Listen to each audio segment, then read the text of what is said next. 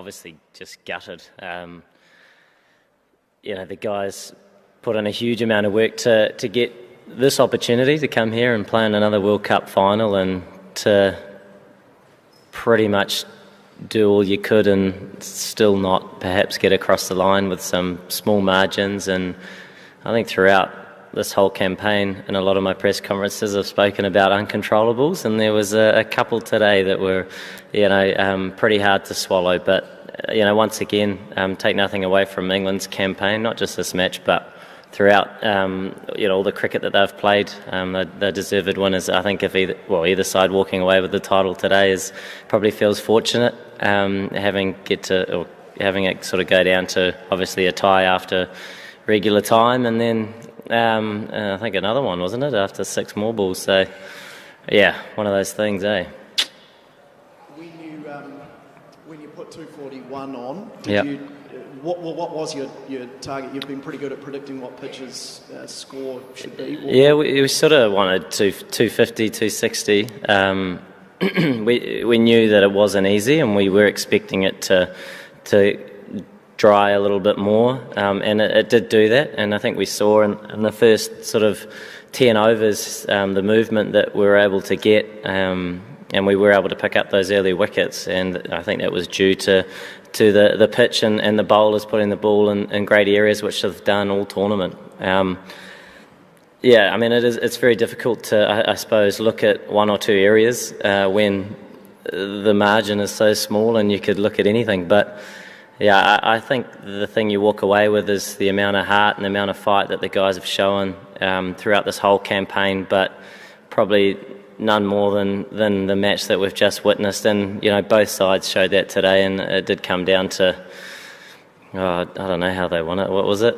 Boundaries or something? But, it was someone had to walk away with the title, and we're gutted that it's not us, but England had a very good campaign and they deserve the victory. I know it's fresh, but a boundary countback, as you kind of just alluded to there, is that a fair way of deciding a World Cup final? Could you think of a better way, perhaps?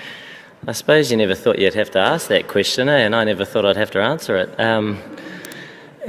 Look, while the emotions are raw, it is pretty hard to swallow when, two teams have worked really, really hard to get to this moment in time, and, when sort of 2 attempts to separate them with a winner and a loser still didn't perhaps sort of shine with one side coming through. It just is what it is, really. The rules are there at the start. No one probably thought that we'd have to sort of result to some of that stuff, but yeah, very tough to swallow. Obviously a great game of cricket, and I think all you guys probably enjoyed it, as to everyone else. I think they're still here, they want more, but we're looking forward to putting our feet up now and having a bit of a chat and a reflection about our campaign.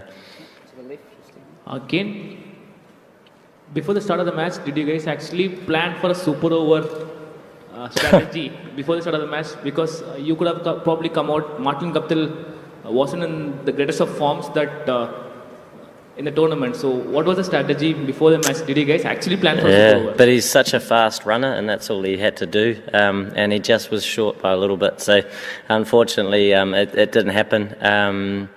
We didn't really do a lot of super over practice, but at the same time it's cricket, and guys do work on hitting the ball out of the park, and that's all that was required. And we tied that too, didn't we? So it was, one of those days.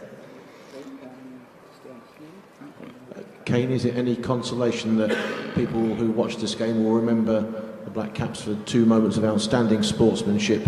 One when you signalled that Trent Boult had stood on the rope, so it wasn't a 6 when you were that close to dismissing Ben Stokes. Those things are remembered by spectators. I suppose we've just finished the game, haven't we? So whether people talk about it in years to come, we'll have to find out. But it was a fantastic game to be a part of. It is quite hard to look at it at the whole match sort of in a rational way when, we've just sort of been through what we've been through. But judging by the people that are still hanging around and the support that was there long after the match had finished, clearly it was a great spectacle for everybody. You mentioned the uncontrollables. Another one was when the ball hit Ben Stokes' bat. What were you thinking? I guess no hard feelings, or do you think maybe the rule could change? I don't know. The rule has been there for a long time. I don't think anything like that's happened, has it, where you now question it? But look, you can't sort of look at that and think that perhaps that decided the match. There were so many other bits and pieces to that game that were so important. When it comes down to a tie, you start looking at every single delivery, don't you? But it was a pretty tough pill to swallow, that, when we were looking pretty likely with Trent bowling really, really well. So one of those things. Kane, a final like this, which sort of thrilled us till the end, how does it raise the profile of the sport? It was followed so widely across the world and it kept getting more and more thrilling. Yeah. Oh, you mean everybody loved it? English loved it more than we did, I think. But it was a brilliant game of cricket. Always a little bit better when you're on the right side of the result. But hopefully, as a side, and I think the English side would feel the same, that you do play this game to help grow the game, and hopefully the sport sort of grows in your country and people start enjoying or perhaps attracting new viewers, and that's always a really important part to what you do. And hopefully that achieves something like that today. But it's sort of pretty hard to consider those things right at this point in time when you're still reeling a little bit from some small margins. But naturally, a great game of cricket, and I think everybody watched. I think really appreciated it. Just down the back. Usually if you lose the World Cup final, there would be some sorrow and also disappointment and probably anger at something that you've done like the 4 years back. In this scenario, what you could be sad about, what you could be angry about, you just, how do you react? What do you take away from this sort of an ending? Will you just be happy, apart from just laughing at it? What else can you do? Laugh or cry, it's your choice, isn't it? There's not anger. There's a lot of disappointment, I suppose. The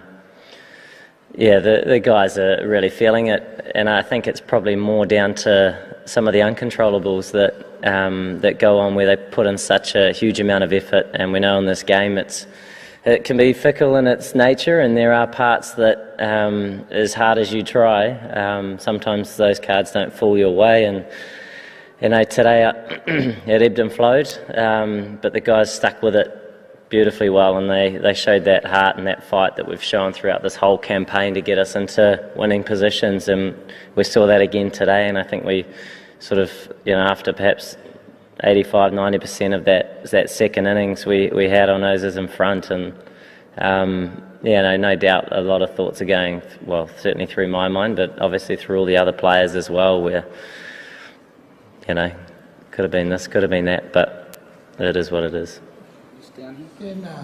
Same number of runs in the innings and same number of runs in the overs. So do you say that it is the rule that beat you, or what do you conclude that way? The rules are there, I guess, aren't they? And certainly something you don't consider going into the match, that maybe if we could hit an extra boundary and then tie 2 attempts at winning it, then we'll get across the line, and they didn't think that either.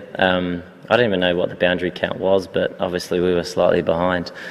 Yeah, very, very tough to... Yeah, there you go.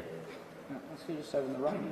Kane, I know we're harping back to different moments, but the first ball of England's innings, obviously you get Jason Roy on the pads, and do you understand, looking at that review, how it wasn't overturned and given out, firstly, and secondly, do you think that makes a difference? Obviously, if you knock over a wicket first ball, probably does. I think once again, it's similar stuff when you come down to a tie at the end of 50 overs each. You have small margins like that. You have other sort of human decisions that can go one way or another, and that is just part and parcel of the sport.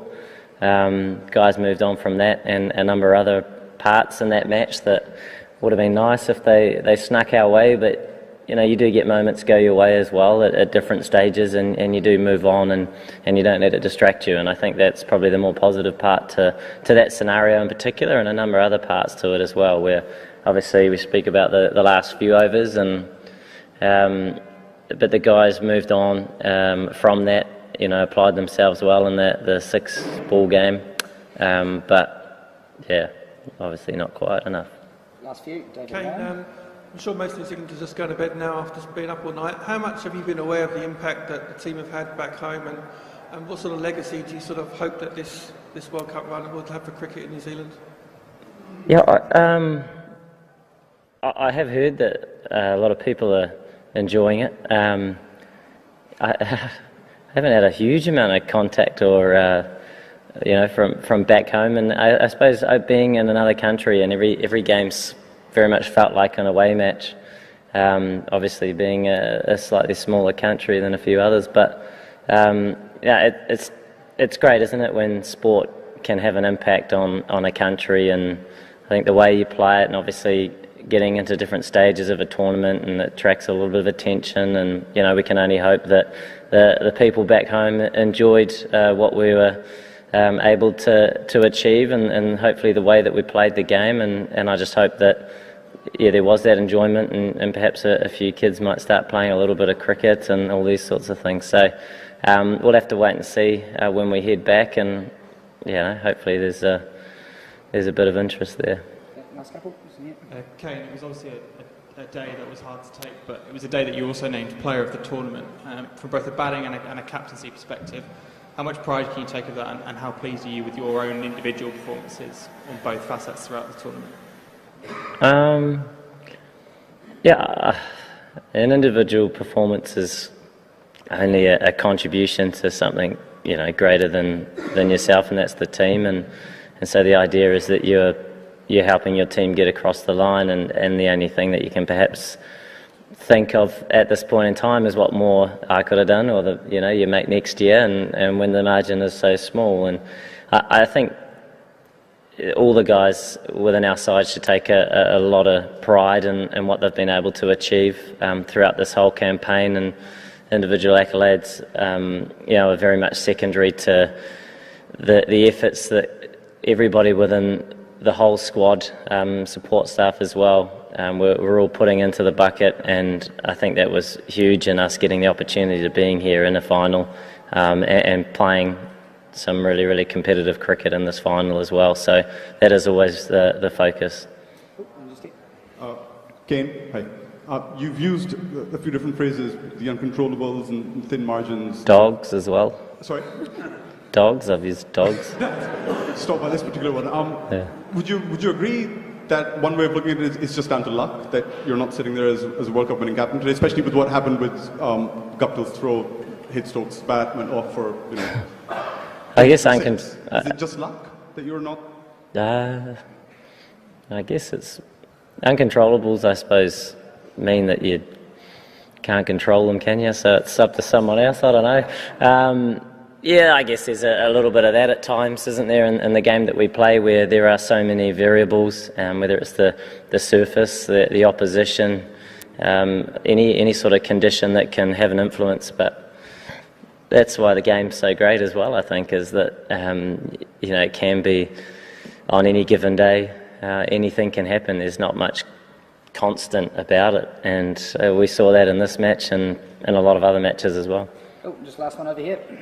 Okay, I asked this question standing because my respect for you, the way you have conducted, you have won an individual award also. But do you think the cricketers, the competition, you're happy, or everybody should be like gentlemen like you? Everybody, they're allowed to be themselves. I think that's a good thing about the world, and everybody should be a little bit different as well.